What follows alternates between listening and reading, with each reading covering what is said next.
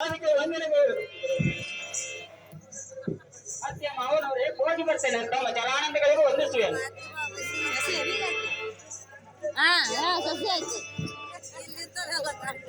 ಒಳ್ಳೆದು ರಾಮನೇ, ಹೋಗಿ ಬರಬೇಕು. ಎಲ್ಲ ರಾಮನೇ, ಸನ್ಯಾಸಿಯಂತೆ ಅರಣ್ಯದಲ್ಲಿ ವಾಸ ಮಾಡುವವನಿಗೆ ಸಾರ್ವಭೌಮನಂತೆ ವಸ್ತ್ರಭರಣಗಳು ಯಾತಕ್ಕೆ ಬೇಕು? ಯಾವತ್ತ ವೇಷವನ್ನು ತೆಗೆದು ನಾರು ಮುಡಿಯನ್ನು ಹುಟ್ಟು ಜಟಧಾರಿಯಾಗಿ ಸನ್ಯಾಸಿಯಂತೆ ಅರಣ್ಯಕ್ಕೆ ಹೋಗಬೇಕು. ಕೇಳಿಯಾ ರಾಮನೇ?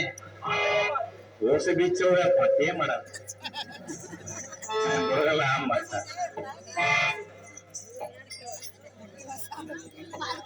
ಅಯ್ಯೋ ಮಂತ್ರಿಯವರೇ, ರಾಮಚಂದ್ರನು ಹೋಗಿರುವನು ಅಥವಾ ಇರುವನು ನೋಡಿಕೊಂಡು ಬರುವಂತ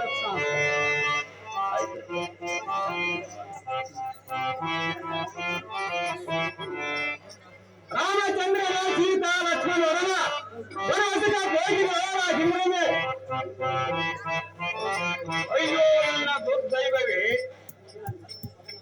ನನ್ನ ಮಗನಾದ ಶ್ರೀರಾಮಚಂದ್ರನಿಗೆ ಪಟ್ಟೆಗಟ್ಟುವುದು ನನ್ನ ಸ್ವಾಧೀನವಲ್ಲ.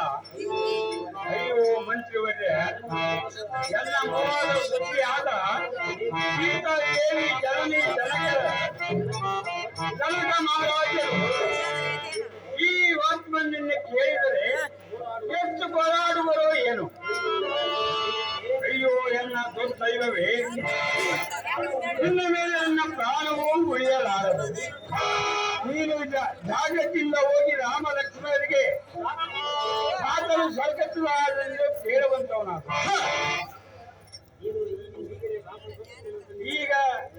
ಈಗಲೇ ರಾಮ ಲಕ್ಷ್ಮಣರ ಬಳಿಗೆ ಹೋಗಿ ಸುದ್ದಿಯನ್ನು ತಿಳಿಸುವಂತವನಾದ. ಹೋಗಿ ತಿಳಿಸೋಗಿ ತಿಳಿಸೋದು ಅಜ್ಜ ಅದೇ ನೆತ್ತಗಾಗಿದ್ನಲ್ಲ, ಅವ್ರ ಮಕ್ಕಳು ವನವಾಸಕ್ಕೆ ಹೋಗಿರ್ತಾರ. ಕುಂದ್ರಿಸ ಮೇಲೆ ಕುಂದ್ರಿಸ್ ರಾಮ ರಾಮಂದ ಪ್ರಾಣ ಬಿಡ್ತಾರ.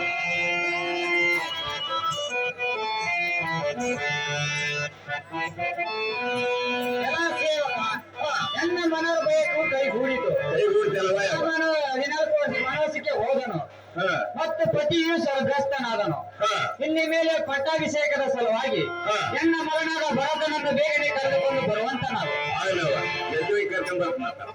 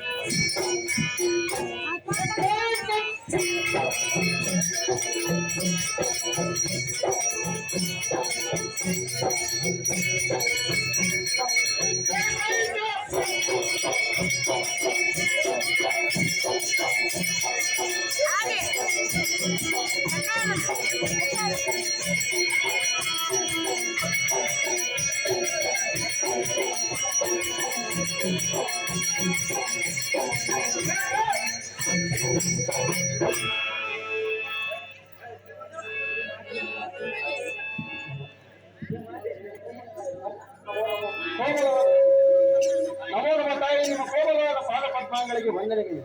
ಮಗನೇ ನಿನಗೆ ಕಲ್ಯಾಣವಾಗಲಿ, ಸುಖದಿಂದ ರಾಜ್ಯವನ್ನಾಳು. ಕೇಳ್ತೀಯಾ ನಮ್ಮನೆ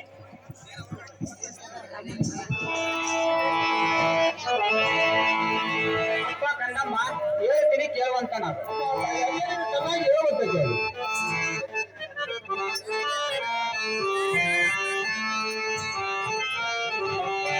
ಕಂದನೆ ಕೇಳು ಎನ್ನ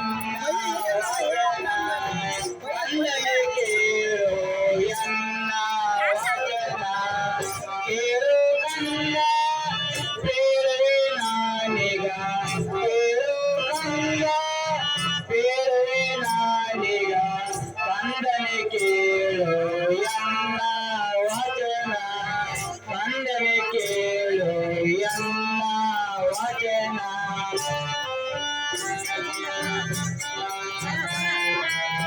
ಭರತ ನಿನಗೆ ಪಟ್ಟಗಟ್ಟುವೆ ಭರತ ನಿನಗೆ ಪಟ್ಟಗಟ್ಟುವೆ ಸುಖದಿಂದಲೇ ನೀ ರಾಜವಾದು ಕಂದ ಸುಖದಿಂದಲೇ ನೀ ರಾಜವಾದು ಕಂದನೆ ಕೇಳು ಎನ್ನ ವಚನ ಕಂದನೆ ಕೇಳು ಎನ್ನ ವಚನ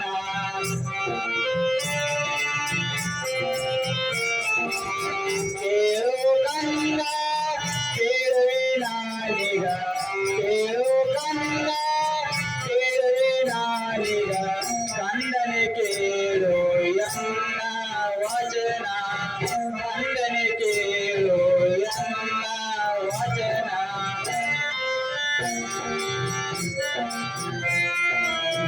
ಭರತ ನಿನಗೆ ಪಟ್ಟಗಟ್ಟುವೆ ಭರತ ನಿನಗೆ ಪಟ್ಟಗಟ್ಟುವೆ ಸುಖದಿಂದಲೇ ನೀ ರಾಜವಾದು ಕಂದ ಸುಖದಿಂದಲೇ ನೀ ರಾಜವಾದು ಕಂದ ಕಂದನೆ ಕೇಳು ಎನ್ನ ವಚನ ಕಂದನೆ ಕೇಳು ಎನ್ನ ವಚನ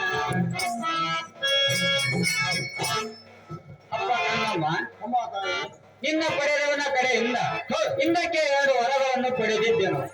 ಆದರೆ ಪ್ರಾಣದರಸನು ಜ್ಯೇಷ್ಠ ಪುತ್ರನಾದ ಶ್ರೀರಾಮಚಂದ್ರನಿಗೆ ಪಟ್ಟಗಟ್ಟುತ್ತಾರೆಂಬ ಡಂಗೂರ ವಾರ್ತೆಯನ್ನು ಕೇಳಿ ತಾವು ಹಿಂದಕ್ಕೆ ಕೊಟ್ಟ 2 ವರಗಳನ್ನು ಪ್ರಮಾಣ ಪೂರ್ವಕವಾಗಿ ಕೊಡುವಂತೆ ಕೇಳಲು ಅದಕ್ಕೆ ಅವರು ಸಮ್ಮತಪಟ್ಟು ಒಪ್ಪಿಕೊಂಡರು. ಆ ವರಗಳಲ್ಲಿ ರಾಮನು 14 ವರ್ಷ ವನವಾಸಕ್ಕೆ ಹೋಗಬೇಕು ಮತ್ತು ಎನ್ನ ಮಗನಾದ ಭರತನಿಗೆ ಪಟ್ಟವಾಗಬೇಕೆಂದು ಕೇಳಲು ಅದಕ್ಕೆ ಅವರು ಸಮ್ಮತಪಟ್ಟು ಒಪ್ಪಿಕೊಂಡರು. ರಾಮ ಲಕ್ಷ್ಮಣ ಸೀತಾ ಸಹಿತ ವನವಾಸಕ್ಕೆ ಹೋದರು ಮತ್ತು ಪತಿಯು ಸ್ವರ್ಗಸ್ಥನಾದನು. ಆದ್ದರಿಂದ ನಿನಗೆ ಪಟ್ಟಗಟ್ಟುವ ನಿಮಿತ್ತವಾಗಿ ನಿನ್ನನ್ನು ಕರೆಸೋಣವಾಯಿತು. ಕೇದಿಯ ಬಾಲ ಭವ್ಯ ಗುಣಶೀಲ. ಅಯ್ಯೋ ಶಿವ ಎಂತ ಘಾತವಾಯಿತು, ಸರ್ವಸ್ವವೂ ನಾಶವಾಯಿತು. ಎಂದು ನಿನ್ನನ್ನು ಸುಮ್ಮನೆ ಬಿಟ್ಟಿದ್ದೇನೆ.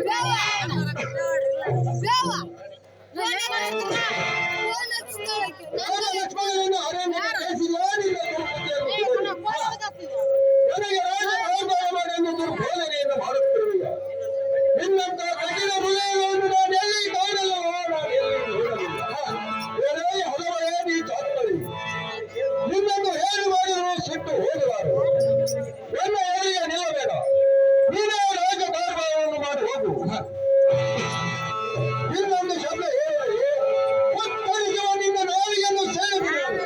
ಸಾಕು ಸಾಕು ನಿನ್ನ ಮಂದಿರಕ್ಕೆ ಗಮನ ಮಾಡುವಂತವ. ನಾನು ಮಾತ್ರ ಅಣ್ಣಂದಿರಾದ ರಾಮ ಲಕ್ಷ್ಮಣರಿಗೆ ಹೋಗುತ್ತೀನಿ. ಸಾರಥಿ ಆಹೋ ರಾಜ ಅಣ್ಣಂದಿರಾದ ರಾಮ ಲಕ್ಷ್ಮಣರಿಗೆ ರಥವನ್ನು ಹೊಡೆಯುವಂತಲೇ ಸಾರಥಿ ಅತಿ ಜಾಗ್ರತೆ. ರಥವನ್ನು ಸೂಟಿ ಮೇಲೆ ಆರಿಸ್ತೀನಿ ರಾಜೇಂದ್ರ.